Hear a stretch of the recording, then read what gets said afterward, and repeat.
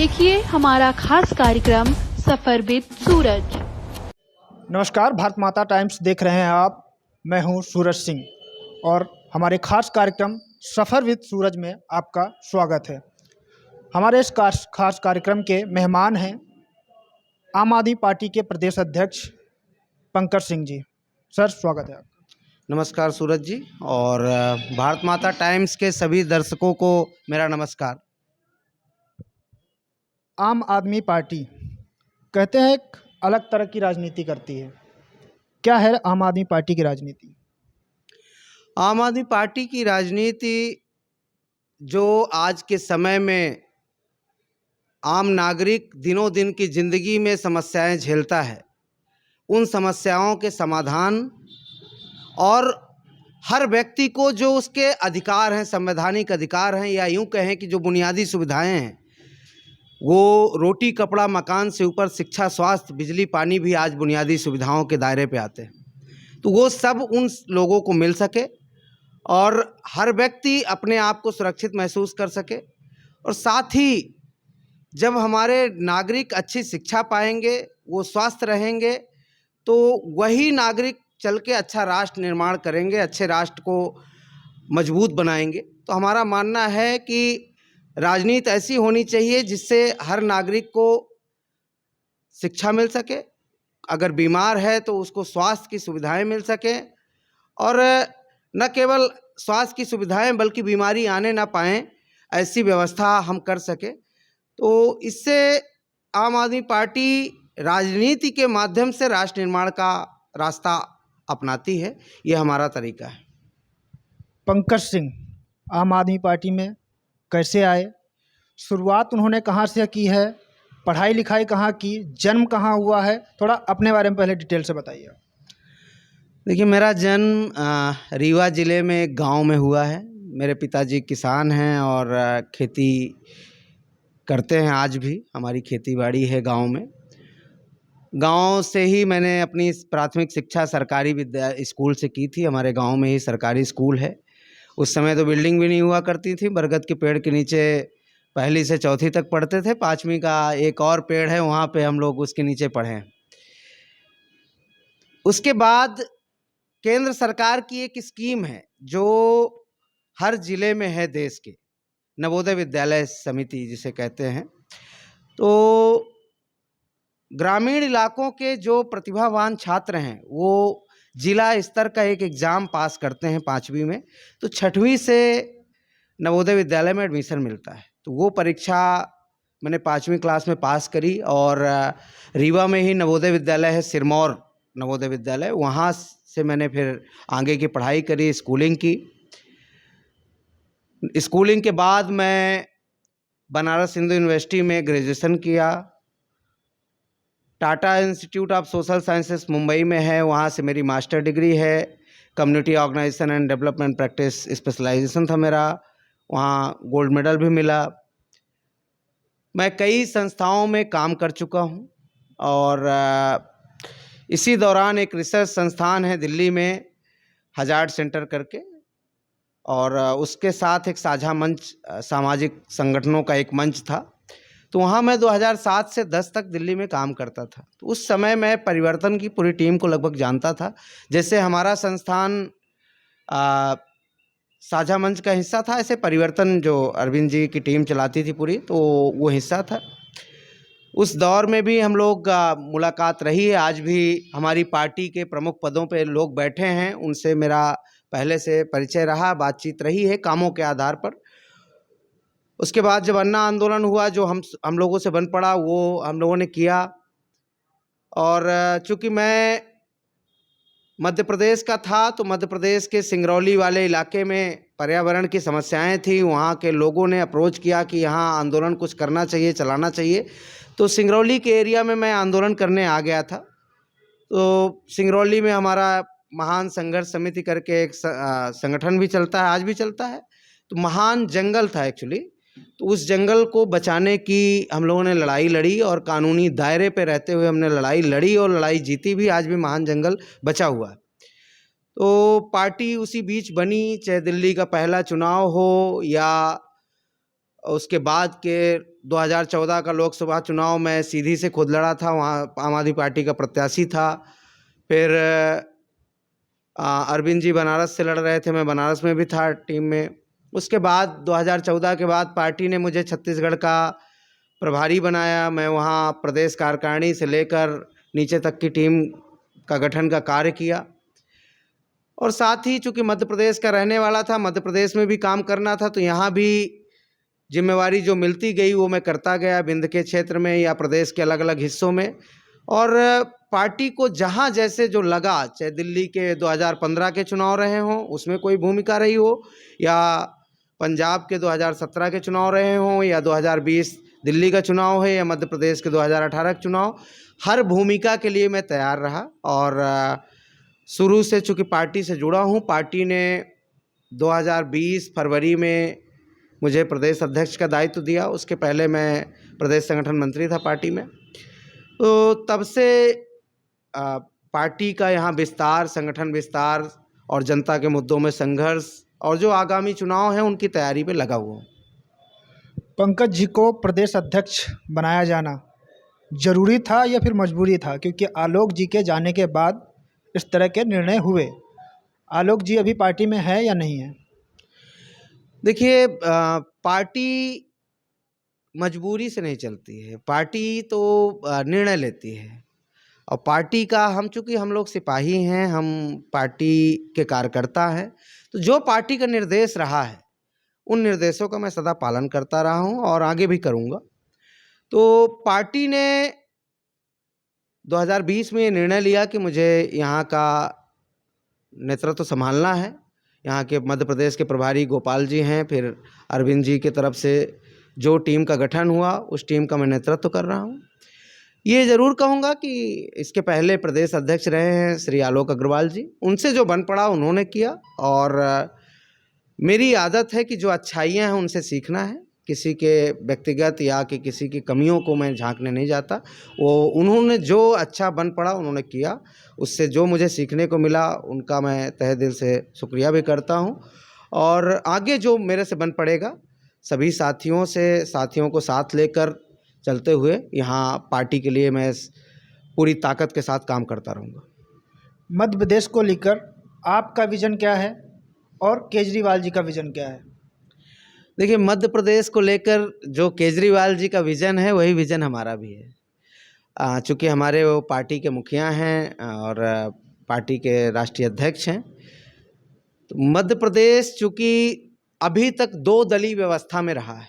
यहाँ कांग्रेस और भाजपा, कभी कांग्रेस कभी भाजपा, ऐसी सत्ता चलती रही है। लेकिन आप देखेंगे कि हर तरीके से ये प्रदेश संपन्न है।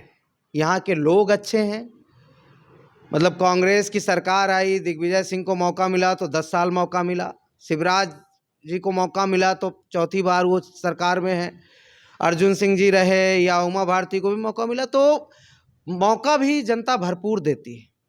और यहाँ जो ज़रूरी चीज़ें हैं विकास के लिए, आप यहाँ की खेती को देखें, सोयाबीन का उत्पादन हो, गन्ने का उत्पादन हो, गेहूं का हो, चने का हो, या अन्य खाद्यान्न हो, दलहन हो, तिलहन हो, सब तरीके का यहाँ अच्छी कृषि है, अच्छा मौसम है, नदियां हैं। और आप देखें कुछ इलाकों में सीमेंट के उद्योग लगे हुए हैं, उसके लिए खनिज संपदा है। बिजली चूँकि विकास का एक पैमाना होती है, तो बिजली जो 3 स्रोतों से बनती है, कोयले से, तो कोयला प्रचुर मात्रा में है, चाहे सिंगरौली के इलाके में जाएं, चाहे छिंदवाड़ा के इलाके में जाएं, तमाम जगहों पे आपको कोयले के खदानें भी मिलेंगी। सिंगरौली तो न केवल मध्य प्रदेश का बल्कि पूरे देश का जो कोयला आधारित ऊर्जा बनती है, 65% कोयले से बिजली बनती है इस देश के अंदर, उसका 10% अकेले सिंगरौली बनाता है। आप समझ सकते हैं। तो कोयले से जो बिजली बनती है उसकी प्रचुरता है। फिर आप देखेंगे तमाम तरह के बांध यहाँ बने हैं मध्य प्रदेश के अंदर, बरगी बांध से लेकर पानी से जो बिजली बनती है वो उसके साधन हैं। जो रिन्यूएबल एनर्जी के सोर्सेस हैं, हवा से, सौर ऊर्जा के जो स्रोत हैं वो भी प्रचुर मात्रा में है। तो बिजली उत्पादन में मध्य प्रदेश सरप्लस है। यहाँ मैक्सिमम जो ज़रूरत है 14,500 मेगावाट की है, और यहाँ का उत्पादन 24,000 मेगावाट से ज़्यादा का है। इसके बावजूद मध्य प्रदेश की जनता को सबसे महंगी बिजली दी जाती है और सारी संसाधनों के बाद, संपदाओं के बाद मध्य प्रदेश आज कई मायनों में पिछड़ा हुआ है। आप यहाँ की शिक्षा व्यवस्था देख लें, वो ठीक नहीं है। यहाँ स्वास्थ्य व्यवस्था कोरोना के काल में सबके सामने रही है। ग्रामीण इलाकों में स्वास्थ्य केंद्र की हालत गड़बड़ है। आप राजधानी में चले जाएं, वार्डों में जो स्वास्थ्य केंद्र हैं, सामुदायिक स्वास्थ्य केंद्र हैं, उनकी स्थिति गड़बड़ है। बड़े बड़े अस्पताल, उनकी स्थितियां गड़बड़ है। देश की राजधानी में, प्रदेश की राजधानी भोपाल में, यहाँ का बड़ा हॉस्पिटल हमीदिया में अगर बच्चों की डेथ इस वजह से हो जाए कि आग लगने के सेफ्टी नॉर्म्स ठीक नहीं थे, आग लग गई बच्चों के आईसीयू वार्ड में और बच्चों की डेथ हो गई बड़ी संख्या में, माता पिता बिलखते रह गए, तो आप बाकी प्रदेश की हालत समझ सकते हैं। रोजगार की बात करें तो मध्य प्रदेश में 48 रोजगार कार्यालय हैं, जहां 34 लाख युवा रजिस्टर्ड बेरोजगार हैं। शिवराज सिंह चौहान ने माना कि मध्य प्रदेश के लोग बाहर काम करने जाते थे। कोविड काल में 7.5 लाख लोग वापस अपना काम छोड़ के लौटे हैं। महिला अत्याचार अगर आप देखें तो नेशनल क्राइम रिकॉर्ड ब्यूरो का आंकड़ा कहता है कि इस देश के अंदर सबसे अधिक मध्य प्रदेश में होता है। 5 किसान रोज आत्महत्या करते हैं। जो कुपोषण के मामले हैं मध्य प्रदेश में देश में नंबर 1 पे हैं। दलित आदिवासियों पे जो अत्याचार है, नेशनल क्राइम रिकॉर्ड ब्यूरो का आंकड़ा कह रहा है कि वो मध्य प्रदेश में सबसे ज़्यादा होता है। ऐसी व्यवस्था क्यों शिवराज सिंह चौहान दे रहे हैं, या कि कांग्रेस और भाजपा दोनों पार्टी? इसके पहले तो 15 महीने 16 महीने कांग्रेस को भी मौका मिला, कमलनाथ को भी मौका मिला, वो भी चाहते तो कुछ कर सकते थे, बड़े वादे करके आए थे, लेकिन ये लोग करना नहीं चाहते। इनकी नीयत ठीक नहीं है। यहाँ का बजट अच्छा है, लोग अच्छे हैं, संसाधन है, सब कुछ किया जा सकता है, लेकिन इनकी नीयत ठीक नहीं। एक तरफ तो ये स्थिति मध्य प्रदेश की है। आपने एक विजन बताया अपना, क्या विजन है और किन मुद्दों पे काम करना चाहिए सरकार को, नहीं कर पा रही। लेकिन एक देखने में ये भी आ रहा है कि केजरीवाल जी उतना इंटरेस्टेड दिखाई नहीं दे रहे हैं मध्य प्रदेश के लिए। कितनी रैलियां अभी तक जो है उनकी हुई हैं, कितने दौरे हुए हैं जब से आप यहाँ पे पार्टी में हैं, जब से पार्टी मध्य प्रदेश में विस्तार कर रही है?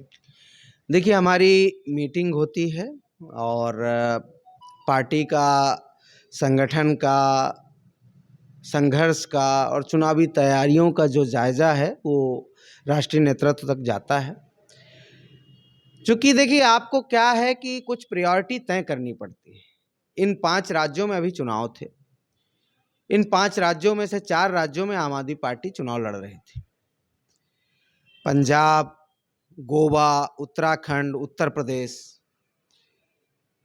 तो स्वाभाविक सी बात है, पहले वहाँ पे दौरे लगते हैं, वहाँ पे पार्टी व्यस्त थी, हम सब लोग भी गए थे, मध्य प्रदेश की टीम भी कई जगहों पे रही है, हम लोगों ने काम किया है।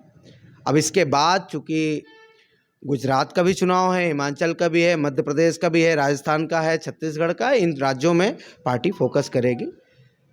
आम आदमी पार्टी चूँकि पानी की तरह पैसा बहाने वाली पार्टी नहीं है, चूँकि हमारे पानी की तरह पैसा जो है पंजाब में बहाया है। नहीं, ऐसी बात नहीं है। हम तो जानते हैं, हम तो टीम में रहते हैं, हमारे कार्यकर्ता मेहनत करते हैं, हमारे एक कार्यकर्ता मेहनती है और जी जान से काम करते हैं, वो हमारी पूंजी है। पार्टी अपना जो एजेंडा फिक्स करती है, पार्टी चुनाव का जो तरीका है कि कैसे हम चुनाव लड़ेंगे और जनता से जो हम लोगों को सहयोग मिलता है उस सहयोग राशि को कैसे खर्च करेंगे, ये हम तरीका अपना कर ही बढ़ते हैं। तो मध्य प्रदेश हमारी प्रायोरिटी में है। अरविंद जी की रैलियाँ भी दिखेंगी। इसके पहले उनके दौरे रहे हैं, हमने सभा भोपाल में भी की है और आगे भी भोपाल हो या पूरे प्रदेश के अन्य जगहों पे हो तो अरविंद जी और राष्ट्रीय नेतृत्व, चाहे मनीष जी का कार्यक्रम हो, प्रदेश प्रभारी गोपाल राय जी का हो, संजय सिंह जी हैं, तमाम नेता यहाँ आएंगे, विधायक गण भी आएंगे। रुकिए, इंतज़ार करिए।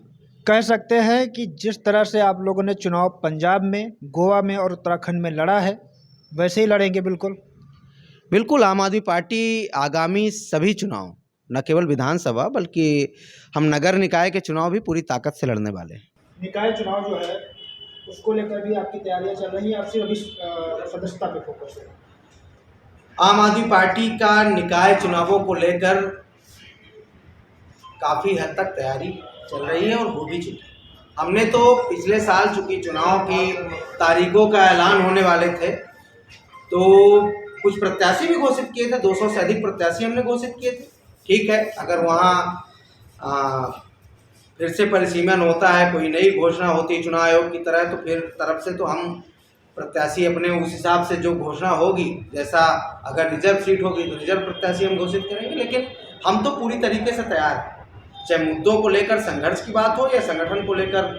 हमारी कई वार्डों में वार्ड समितियाँ हैं, भोपाल से लेकर प्रदेश के विभिन्न हिस्सों में, और न केवल निकाय चुनाव बल्कि पंचायतों के चुनाव, चूँकि वो सिंबल पे नहीं होते हैं। हमारे कई कार्यकर्ता ग्रामीण इलाकों में जिला पंचायत, जनपद, सरपंची लड़ना चाहते थे, हमने उनको भी कहा तैयारी करें। उत्तर प्रदेश में काफ़ी अच्छी स्थिति रही है आपकी इस मामले में, जो जिला पंचायत के चुनाव हुए थे और पंचायत स्तरीय, काफ़ी अच्छी स्थिति रही है। इस तरह से आप रिजल्ट यहाँ पे देख रहे हैं? बिल्कुल, मैं समझता हूँ कि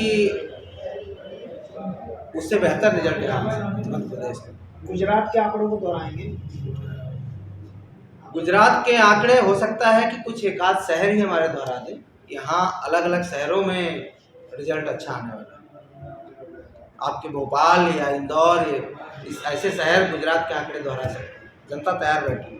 एक मध्य प्रदेश को लेकर एक सवाल है, मुख्यमंत्री कौन बेहतर अभी तक जो आप देख रहे हैं, जितने भी आपके मध्य प्रदेश में मुख्यमंत्री हुए, कौन आपको अच्छा लगता है?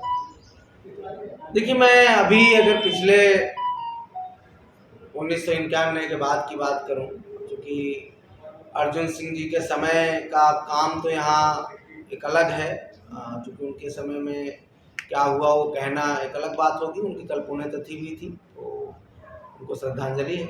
पर चाहे दिग्विजय सिंह का शासनकाल कहें, चाहे शिवराज सिंह, उमा भारती हों, बाबूलाल गौर रहे हों, या फिर शिवराज रहे हों या कमलनाथ रहे हों,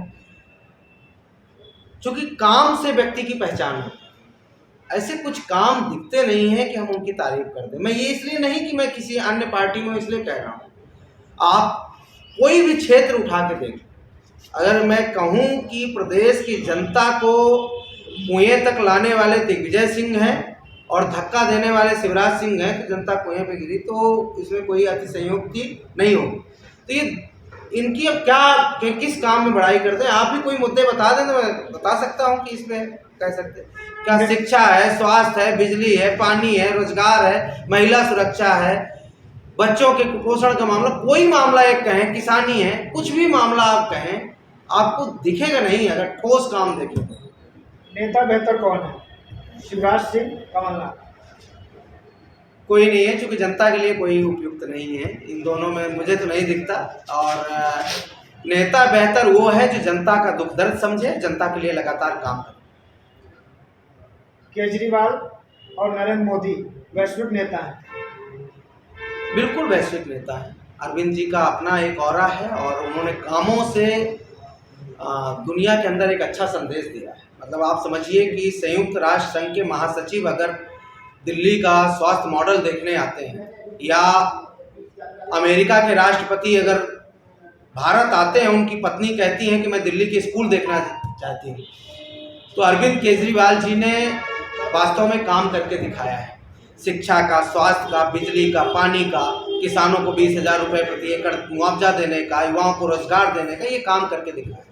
दूसरी तरफ नरेंद्र मोदी जी हैं, हमारे देश के प्रधानमंत्री हैं, आदरणीय हैं, माननीय हैं, बिल्कुल उनका सम्मान है। उन्होंने भी दुनिया के अंदर दौरे करके देश का नाम रोशन किया है। लेकिन वो जो वादे करके आए थे कि 2 करोड़ रोजगार देंगे, किसानों के लिए जो उन्होंने वादे किए, युवाओं के लिए, महिलाओं के लिए, वो वादे अगर पूरे करते तो बिल्कुल उनकी लोकप्रियता में 4 चांद लगते। आम आदमी पार्टी पे एक आरोप है, जिस तरह से बीजेपी पे आपको ये आरोप लगता है कि बीजेपी को इस समय सिर्फ और सिर्फ मोदी और शाह चला रहे हैं, वही आरोप आम आदमी पार्टी पे है। इस पार्टी को सिर्फ केजरीवाल और मनीष जी चला रहे हैं। देखिए, क्या होता है कि पार्टी, आम आदमी पार्टी तो संघर्ष से निकली हुई पार्टी, इस पार्टी में जन संगठनों से निकले हुए लोग, तो अब स्वाभाविक सी बात है कि कुछ लोग चेहरा बनते हैं। हर आदमी तो चेहरा नहीं बन सकता किसी भी मूवमेंट का। तो चेहरा बनते हैं तो अरविंद केजरीवाल जी न केवल चेहरा बने बल्कि उनके काम भी उन्होंने करके दिखाए। तो स्वाभाविक सी बात है आगे हैं, पर पार्टी की अपनी व्यवस्था है। पार्टी में जो निर्णय होते हैं, पीएसी है पार्टी की, राष्ट्रीय कार्यकारिणी है, हमारी राष्ट्रीय परिषद है, फिर प्रदेशों में अलग अलग टीम, तो पूरी व्यवस्था चल रही है। सरकार भी चल रही है, सरकार का भी दायरा है, सरकार में मंत्री हैं, मुख्यमंत्री हैं, उप मुख्यमंत्री हैं, सब लोग हैं, लेकिन पार्टी की अपनी व्यवस्था है। आप अपने भाषणों में कहते हैं कि कांग्रेस और बीजेपी ए और बी हैं और ये परिवारवाद वाली पार्टियां हैं। आप अगर, क्योंकि अभी आपकी नई पार्टी है, 5-7 साल हुए हैं, ठीक है, आगे जब आपकी पार्टी बढ़ती रहेगी, इस बात की क्या गारंटी है कि आपके परिवार से, आपके बच्चे, आपके घरों से लोग इस पार्टी में नहीं होंगे और पदों पे नहीं होंगे? देखिए, मैं ये ज़रूर कहूँगा कि पार्टी अभी तक का जो कंडक्ट है, आप भाई क्या सवाल करते हैं कि भाई भविष्य ना तो आप अपने चैनल का जानते हैं, ना मैं अपनी पार्टी का जानता हूँ। भविष्य कैसे भविष्यवाणी करते हैं? पर चूँकि जो हमारा संविधान है, पार्टी की जो व्यवस्था है, उस व्यवस्था में पार्टी एक आदर्श को लेकर चल रही है। और चूँकि मैं ये भी कहूँगा कि पार्टी ने ये भी देखा कि अगर किसी परिवार से 2 लोग अच्छे लीडर निकलते हैं तो उनको जगह देने में पार्टी ने हमारी राष्ट्रीय कार्यकारिणी की बैठक हुई थी तो उसमें निर्णय भी लिया कि अगर पति पत्नी दोनों अच्छे नेता हैं और वो चुनाव जीत सकते हैं, अच्छा काम कर सकते हैं, तो उनको आगे लाने, या भाई हैं उनको आगे लाने की व्यवस्था हम करेंगे। ये हमने अपने संविधान में सुधार भी किया। लेकिन इस पार्टी में आपने कभी नहीं देखा होगा कि किसी नेता ने अपने रिश्तेदार को आगे बढ़ा दिया, किसी नेता ने अपने चाचा को, भतीजे को आगे बढ़ा दिया बिना इसकी योग्यता के। कई पार्टियों में तो सिद्ध हो चुका कि उनसे नहीं बन रहा, फिर भी ढो रहे हैं। तो इस पार्टी में ऐसी व्यवस्था है। किसको ढोया जा रहा है? अब राष्ट्रीय स्तर की पार्टियों में देख सकते हैं आप कि किसको ढोया जा रहा है, कैसे लोग हैं। मतलब आप समझिए कि पार्टी डूबने की कगार पे पहुंच जाती है, फिर भी उससे ऊपर नहीं उठ पाते हैं। तो पहले तो वहाँ देखने की ज़रूरत है। आम आदमी पार्टी तो अपनी व्यवस्था के हिसाब से चल रही है। चलिए, चलते चलते एक आखिरी सवाल। पंकज सिंह को मध्य प्रदेश का अगला मुख्यमंत्री देख सकते हैं आपके कार्यकर्ता? मैं सूरज जी कहूँ कि मैं पार्टी का एक कार्यकर्ता हूँ। जमीन पे काम करना मैं अपना दायित्व समझता हूँ। उस काम में कोई कसर मैं नहीं छोड़ूंगा और एक एक साथी को समझना और एक एक साथी को साथ लेकर चलना मैं अपनी जिम्मेवारी समझता हूँ। उस काम में लगा हुआ हूँ। और चूंकि मैं एक संगठन का व्यक्ति हूँ, तो संगठन में मैं समझता हूँ कि निर्णय जो होते हैं वो सर्वोपरि होते हैं। तो पार्टी का जो अब तक का निर्णय रहा वो सर माथे पे रहा, आगे भी जो निर्णय रहेगा वो सर माथे पे रहेगा। मेरी कोशिश है कि मध्य प्रदेश में अच्छी राजनीति खड़ी हो, यहाँ दिल्ली जैसी व्यवस्था आए, यहाँ के बच्चे भी अच्छी शिक्षा पाएँ, लोगों को स्वास्थ्य की सुविधाएं मिले, युवाओं को रोजगार मिले, किसानों को आत्महत्या ना करनी पड़े, माताएं बहनों को असुरक्षित महसूस ना होना पड़े। ये व्यवस्था के लिए मैं प्रयासरत हूँ। बाकी कौन विधायक बनेगा, कौन सांसद बनेगा, कौन मुख्यमंत्री बनेगा, ये पार्टी तय करेगी। इस पे मैं पार्टी का जो निर्णय हो सर। चलिए, चलते चलते मध्य प्रदेश की जनता को क्या संदेश देना चाहते हैं? मैं प्रदेश की जनता से आप लोगों के चैनल के माध्यम से अपील करना चाहता हूँ कि हमने बहुत दिनों तक, और या यूं कहें कि आज़ादी के बाद से, जब से इस प्रदेश का गठन हुआ है तब से लेकर अब तक की सरकारें हमने देख ली।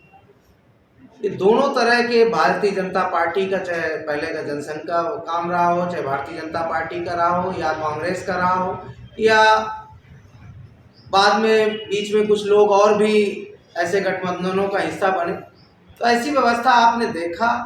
और ये नेता तो खूब बड़े बड़े बने, इनके परिवार बड़े बन गए, इनके लोग बड़े बन गए, लेकिन प्रदेश की जनता की स्थिति वही है। तो अच्छी शिक्षा, अच्छे स्वास्थ्य, अच्छी बिजली, पानी, सड़क, अपने विकास के लिए अब आगे आइए।